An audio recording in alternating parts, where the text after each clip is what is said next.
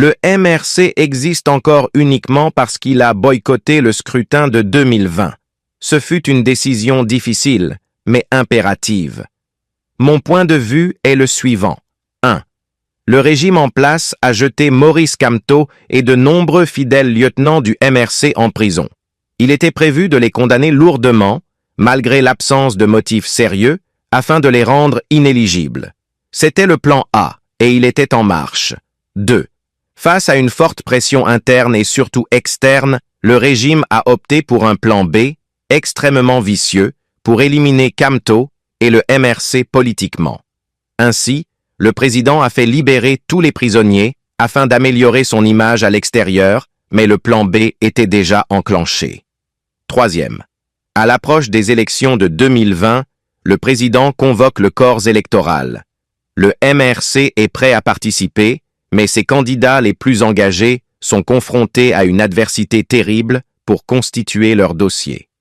Rappelez-vous, des candidats du MRC emprisonnés simplement pour avoir insisté auprès des sous-préfectures. Des sous-préfets fuyant leur bureau pour ne pas recevoir les dossiers du MRC. Des préfets et chefs de quartier refusant de fournir les certificats nécessaires. En revanche, les candidats sans conviction ou infiltrés obtenaient sans difficulté leurs documents signés par les autorités. Et si certains militants déterminés parvenaient à déposer leur candidature, le régime pouvait toujours compter sur Elecam, le Conseil électoral ou le Conseil constitutionnel pour les éliminer. Résultat, seuls des candidats opportunistes ou infiltrés auraient pu être élus au municipal et à l'Assemblée nationale. Cela aurait signé la fin de Kamto et du MRC. 4. Avec des élus contrôlés par le régime, il aurait suffi d'un prétexte pour contester la légitimité de Kamto et de son bureau, sous prétexte que ce sont les élus qui représentent véritablement le parti. Le dernier congrès du MRC aurait alors été le point d'orgue du plan. Même si juridiquement cela ne tenait pas la route, le ministre dit Moulinex et une justice aux ordres auraient été mobilisés pour trancher en faveur des contestataires. Nous aurions alors assisté au même scénario que pour l'UPC, le CPP ou encore le PCRN actuellement.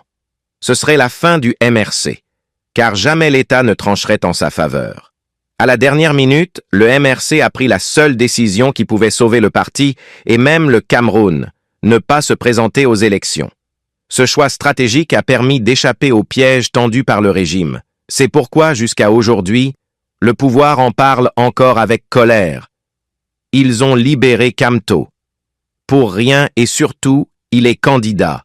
Signé par Alphonse Daudet. Réalisation JMTV+. Merci de continuer à suivre nos publications sur jmtvplus.com.